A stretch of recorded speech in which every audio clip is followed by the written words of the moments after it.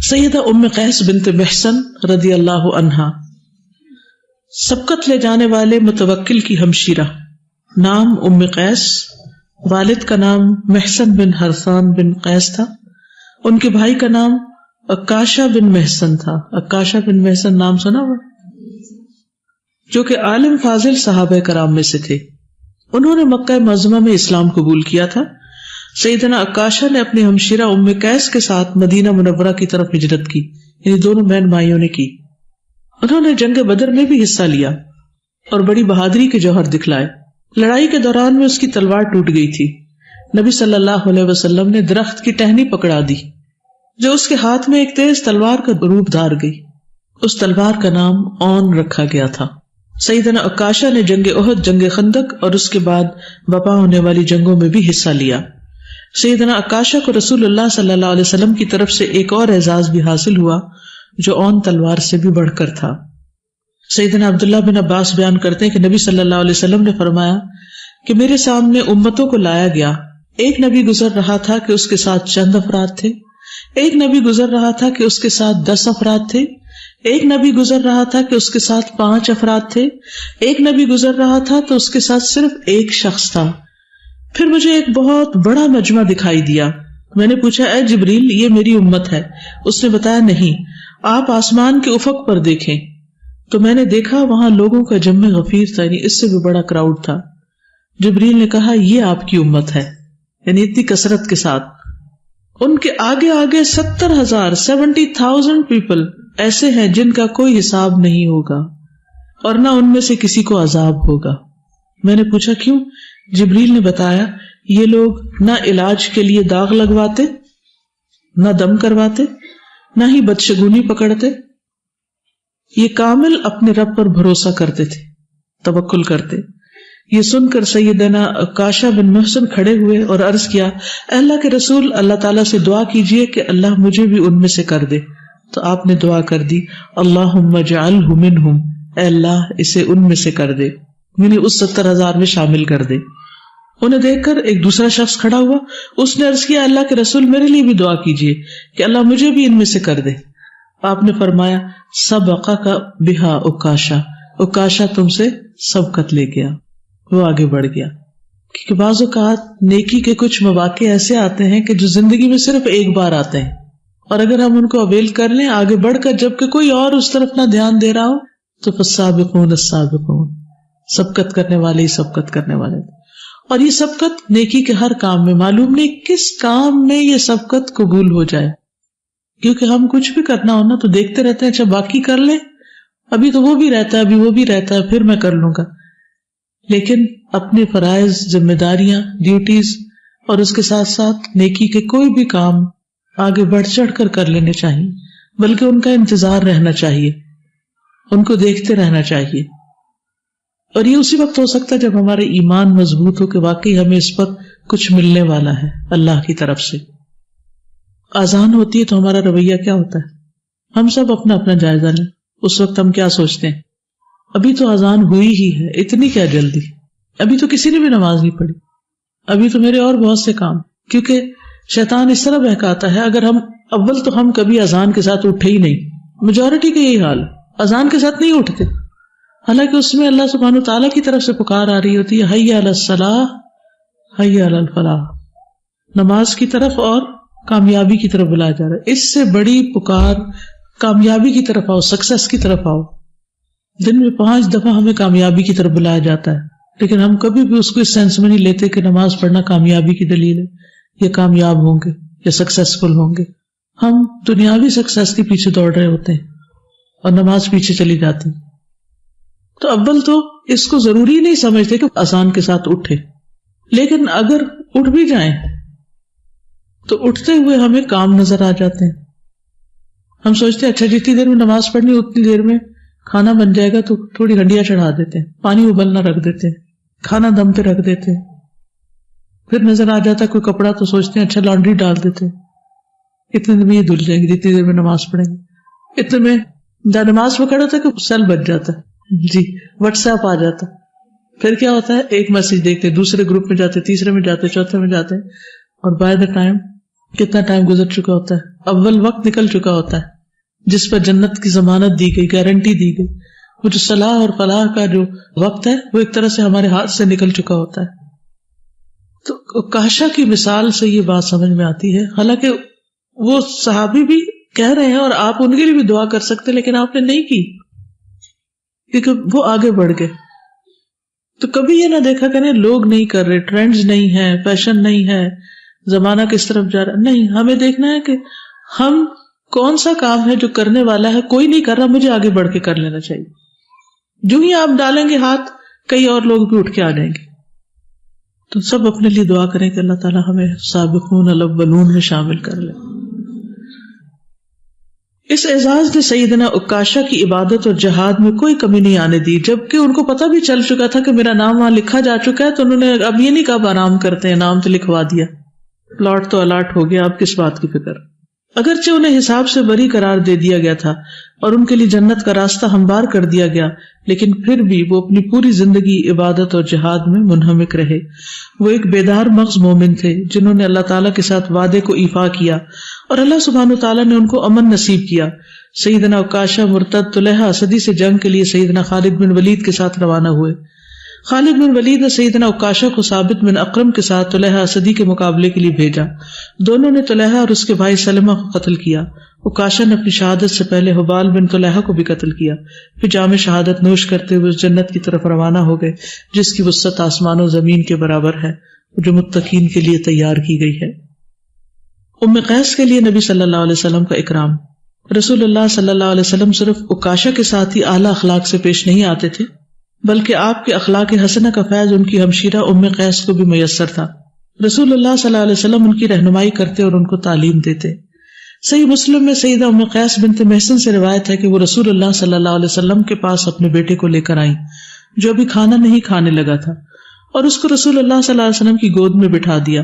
بچے نے آپ کی گود میں پیشاب کر دیا. مشہور حدیث آپ نے سنی ہوگی، لیکن راویہ کا نام نہیں معلوم. تو یہی راویہ ہیں جن کے بارے میں ہم پڑھ رہے ہیں. رسول اللہ صلی اللہ علیہ وسلم نے پانی منگوایا اور اس جگہ پر صرف چھینٹے مارے جہاں بچے نے پیشاب کیا، اس سے زیادہ کچھ نہیں کیا، یعنی صرف اسپرنکل کر دیا پانی، اسے دھو کے نچوڑ وغیرہ نہیں کیا. رسول اللہ صلی اللہ علیہ وسلم کا یہ عمل سیدہ ام قیس اور دیگر تمام مسلمانوں کے لیے تعلیم ہے. سیدہ ام قیس اور ان کے بچے کے ساتھ رسول اللہ صلی اللہ علیہ وسلم کا یہ مشفقانہ طرز عمل ہے. ایسا بھلا کیوں نہ ہو، آپ تو آئے ہی اعلیٰ اخلاق کو مکمل کرنے کے لیے تھے اور آپ کو قیامت تک اور سارے جہان کے لیے رحمت بنا کر بھیجا گیا. سیدہ ام قیس نے نبی صلی اللہ علیہ وسلم سے دعا کا فیض حاصل کیا. نسائی میں ایک روایت ہے جس میں ام قیس کہتی ہیں کہ میرا بیٹا فوت ہو گیا، جس کی وفات پر میں بہت گھبرائی، اور میں نے اس شخص سے کہا جو اس کی میت کو غسل دینے لگا کہ میرے بیٹے کو ٹھنڈے پانی سے غسل نہ دینا، ٹھنڈا پانی اسے قتل کر دے گا.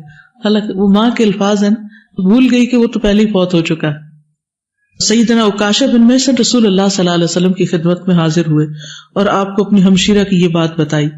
رسول اللہ صلی اللہ علیہ وسلم نے عکاشہ کی بات سنی اور ہنس پڑے اور کہا کہ یہ کون ہے، اللہ اس کی عمر دراز کرے.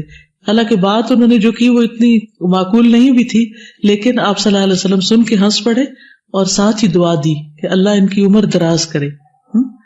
جب کسی کے منہ سے کوئی غلط بات نکل جائے تو ہمارے منہ سے کیا نکلتا ہے جواباً؟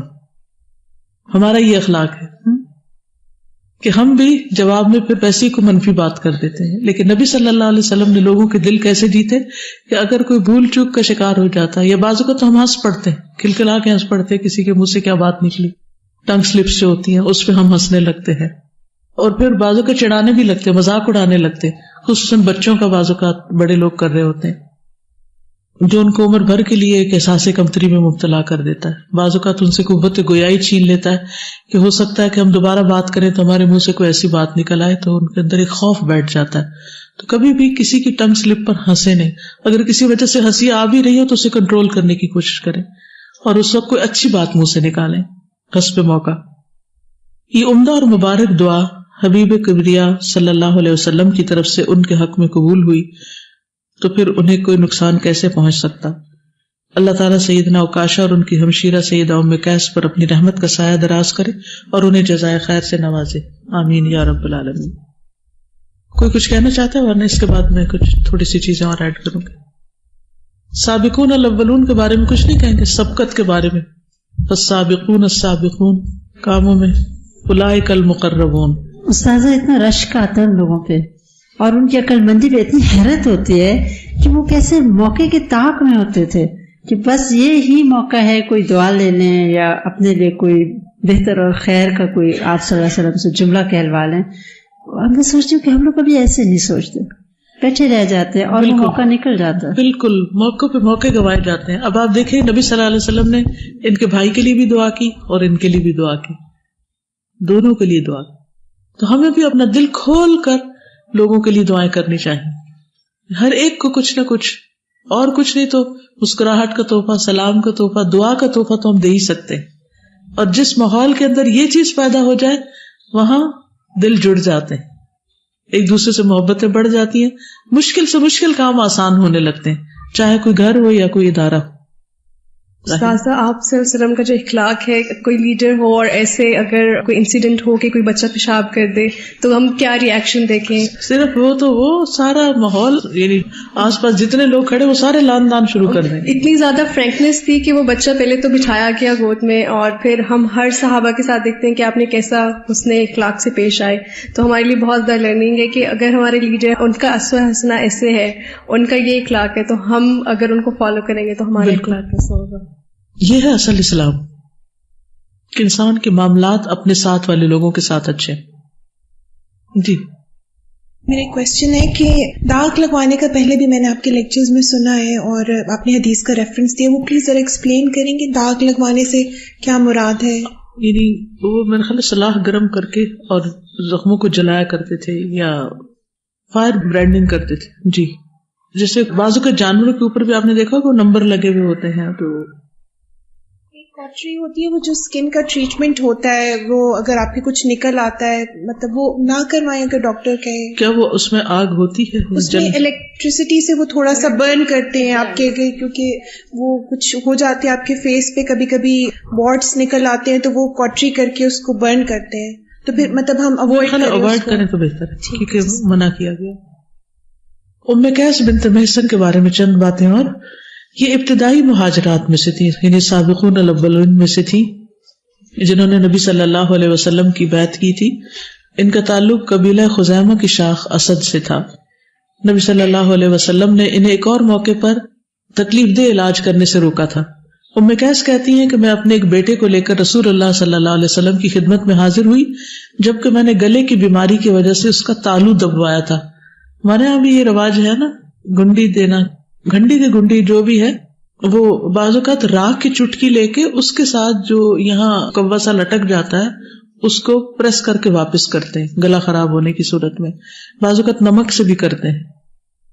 تو انہوں نے اپنے بیٹے کا یہ علاج کروایا تھا. تو آپ صلی اللہ علیہ وسلم نے فرمایا تم اپنے بچوں کو حلق دبا کر کیوں تکلیف دیتی ہو؟ یہ عود ہندی لو، میرا خیال کست کی طرف اشارہ ہے کہ اس میں 7 بیماریوں کی شفا ہے.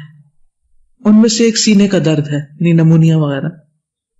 اگر حلق کی بیماری ہو تو اس کو ناک میں ڈالو، اگر سینے کا درد ہو تو منہ کی ایک جانب ڈالو، یعنی ایک سائڈ پہ ڈالو. پھر آپ سب کو پتا ہے کست کا، کست ہندی اور کست باہری کا، میرے خیال آپ کا لیکچر بھی ہوا تھا. آج کل میں زکام کے لیے صرف کست لے رہی ہوں، کوئی اور چیز نہیں لے رہی، کیونکہ 7 کیورز ہیں اس میں. اس کے بہانے ہو سکتا ہے کہ اور بھی اللہ تعالیٰ بیماریوں کو شفا دے دے، کیونکہ بعض اوقات ایک بیماری باقی بیماریوں کی بھی اصلاح کا ذریعہ بن جاتی ہے. نبی صلی اللہ علیہ وسلم سے انہوں نے مسائل بھی پوچھے. ایک مرتبہ انہوں نے پوچھا کہ میں حیض کے خون کو، یعنی پیریڈز کا جو بلڈ ہے، وہ اگر کپڑے پر چمٹ جائے، لگ جائے تو اس کو کیسے صاف کروں. اب یہ فیلڈ عورتوں کا ہے، لیکن انہوں نے پھر بھی نبی صلی اللہ علیہ وسلم سے پوچھا کیونکہ آپ کو اللہ کی طرف سے رہنمائی ملتی تھی، تو یہ ان کا شوق ہوگا کہ زیادہ بہتر طریقہ کوئی معلوم ہو جائے. فرمایا کسی لکڑی سے رگڑ لو اور پانی اور بیری کے پتوں سے اسے دھو دو. یعنی اس زمانے میں صابن اس طرح نہیں ہوتا تھا، تو بیری کے پتے صابن کی جگہ استعمال کیے جاتے تھے. یعنی اچھی طرح اس کو واش کرو. ام قیس کہتی ہے کہ میرا ایک بیٹا فوت ہو گیا جس کی وجہ سے میں بہت بے قرار تھی. میں نے اسے غسل دینے والے سے کہہ دیا کہ میرے بیٹے کو ٹھنڈے پانی سے غسل نہ دو، تم اسے قتل کر دو گے. تو عکاشہ نبی صلی اللہ علیہ وسلم کی خدمت میں حاضر ہوئے اور ان کی بات سنائی تو آپ نے مسکرا کے فرمایا اس نے کیا کہا؟ اس کی عمر لمبی ہو. راوی کہتے ہیں میں نے ان سے زیادہ عمر رسیدہ عورت کوئی نہیں دیکھی. بہت زیادہ لمبی زندگی انہوں نے پائی. نبی صلی اللہ علیہ وسلم کی دعا کی وجہ سے۔ نبی صلی اللہ علیہ وسلم کے معاملات پر غور و فکر کر کے سیکھنا۔ ہلال بن یساف کہتے ہیں کہ میں رقہ میں آیا تو میرے ایک دوست نے مجھ سے پوچھا کیا تمہیں کسی صحابی سے ملنے کی خواہش ہے؟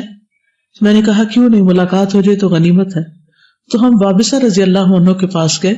میں نے اپنے ساتھی سے کہا پہلے ہم ان کی وجہ دیکھیں۔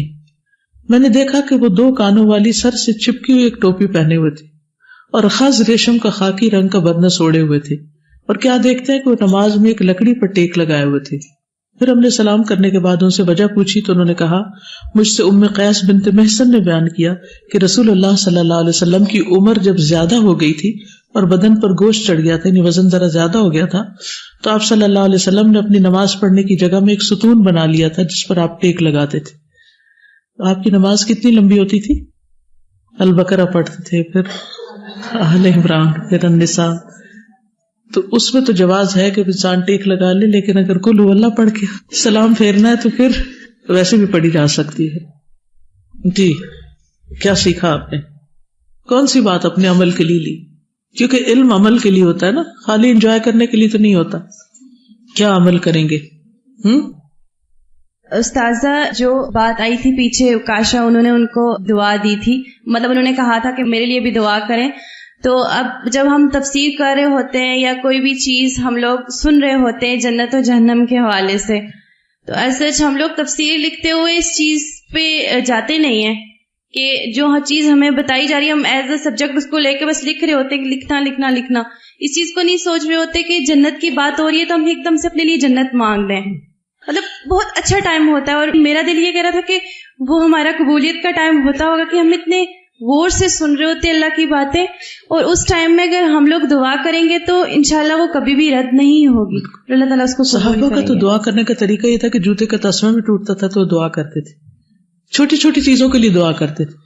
اصل دعا کیا ہے؟ شیئرنگ ہے، میرے نزدیک شیئرنگ ہے کہ مسئلہ پیش آیا تو فوراً اللہ تعالیٰ سے شیئر کیا کہ اللہ تعالیٰ دیکھیں یہ کیا ہو گیا، اب آپ اس کو ٹھیک کر دیں، تو اس سے ایک کنیکشن رہتا ہے۔ آپ کس سے شیئر کرتے ہیں چھوٹی چھوٹی باتیں جو آپ کو سب سے زیادہ عزیز ہوتا ہے؟